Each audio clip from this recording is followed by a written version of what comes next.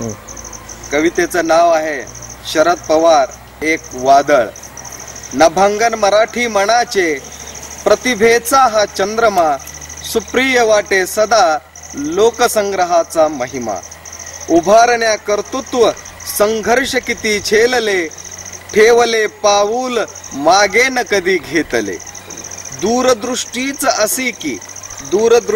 असे की काळानेही वागावे तयाप्रमाणे, व्हावा समृद्ध माणूस इथला त्यासाठी राबावे सातत्याने।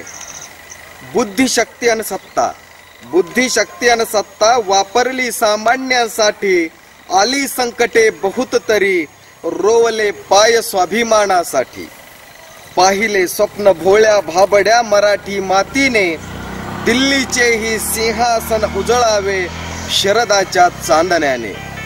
लढा त्यांना नवा नाही, खडा न खडा माहीत आहे, लढाया तशा बऱ्याच जिंकल्या, एक धडक बाकी आहे।